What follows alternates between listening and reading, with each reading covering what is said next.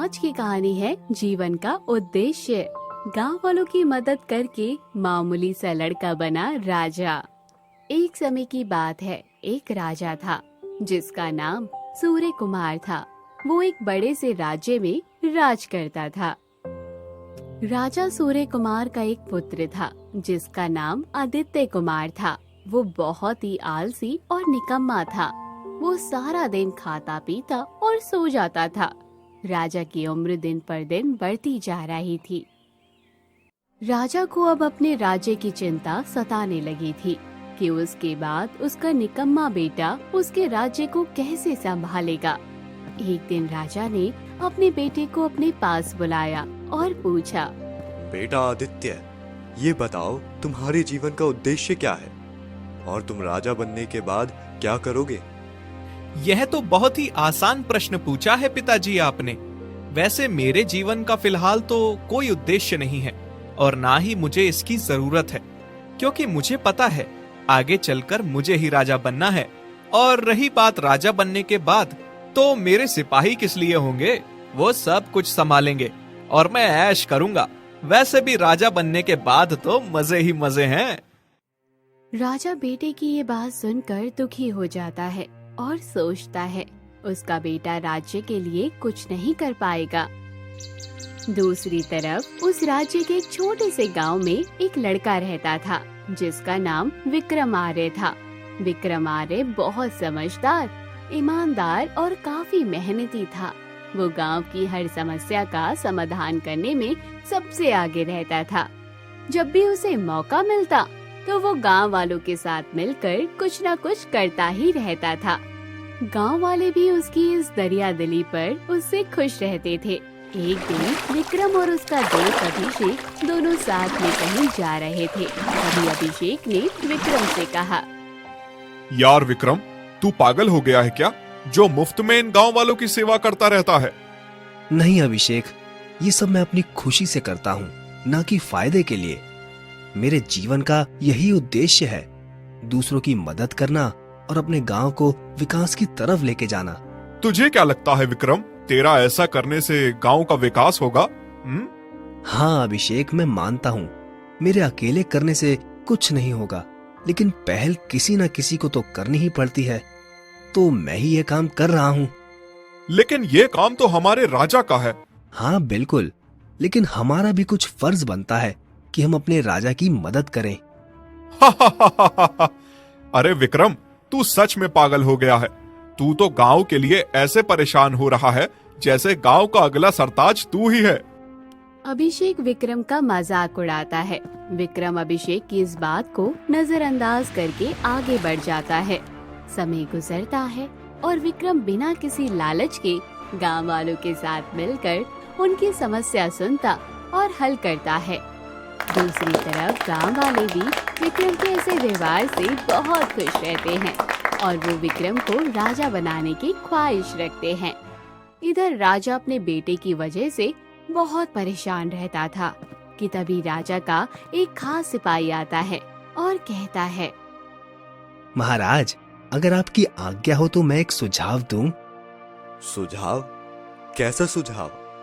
महाराज, जैसा कि आगे चलकर राज्य को संभालने की जिम्मेदारी आपके पुत्र की है, लेकिन वो राज्य को सही प्रकार से नहीं संभाल पाएंगे। इसीलिए मेरे पास एक उपाय है। क्यों ना आप इस राज्य के किसी काबिल लड़के को अगला राजा बना दे। सिपाही, तुम्हारी बात तो सही है, लेकिन इस राज्य में ऐसा कौन काबिल है जो राजा बन सके? महाराज, इस राज्य में जितने भी गांव हैं, हम उन गांवों में से सारे काबिल लड़कों को यहाँ बुलाते हैं। फिर जो सबसे बुद्धिमान और काबिल होगा उसको राजा बना देते हैं। राजा कुछ देर सिपाही की बात पर गौर करता है। फिर राज्य के सारे गांव में ऐलान करवा देता है कि आज शाम राजा सूर्य कुमार ने सभी काबिल लड़कों को गांव की समस्याओं पर विचार करने के लिए अपने दरबार में बुलाया है। शाम के समय राजा के दरबार में सभी लड़के उपस्थित होते हैं और वो राजा के इंतजार में रहते हैं। दरबार में सोना, चांदी, हीरा, मोती, हर तरह के खजाने के थाल मौजूद रहते हैं। जिसे देखकर उन सभी लड़कों की आंखों में लालच जाग उठता है, सिवाय वहाँ बैठे एक इंसान के, जो था विक्रम। तभी वहाँ राजा का एक सिपाही आता है और कहता है, महाराज, कुछ देर में आप लोगों से मिलेंगे। अभी के लिए महाराज ने आप लोगों के लिए ये छोटा सा तोहफा भिजवाया है। सिपाही ये कहकर खजाने की थाल सब लड़कों के पास ले जाता है और वो सारे लड़के लालच में आके सारा खजाना ले लेते हैं। जब सिपाही खजाने की थाल विक्रम के पास लेके जाता है तो विक्रम कहता है, मुझे ये सब नहीं चाहिए, लेकिन ये हमारे महाराज ने आप सबके लिए भेजा है। ठीक है, लेकिन मुझे नहीं चाहिए। मैं सिर्फ यहाँ महाराज से मिलने के लिए आया हूँ।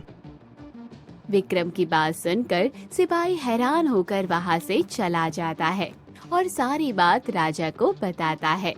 राजा सिपाही की बात सुनकर बहुत खुश होता है और विक्रम को अपने पास बुलाता है। प्रणाम महाराज। ओहो, तो तुम हो विक्रम आर्य। क्या मैं पूछ सकता हूँ कि तुमने मेरा भेजा हुआ तोहफा अस्वीकार क्यों किया? क्षमा कीजिए महाराज, लेकिन मैं वो सब नहीं ले सकता, क्योंकि उन खजानों पर मुझसे ज्यादा गांव वालों का हक है और उस खजाने से आप हम गांव वालों की सारी समस्या का हल निकाल सकते हैं। राजा विक्रम की सोच से बहुत खुश होता है और उससे पूछता है, विक्रम आर्य, अच्छा एक बात बताओ, तुम्हारे जीवन का उद्देश्य क्या है? मेरे जीवन का उद्देश्य है कि मैं अपने गांव में खुशहाली और तरक्की देखना चाहता हूँ।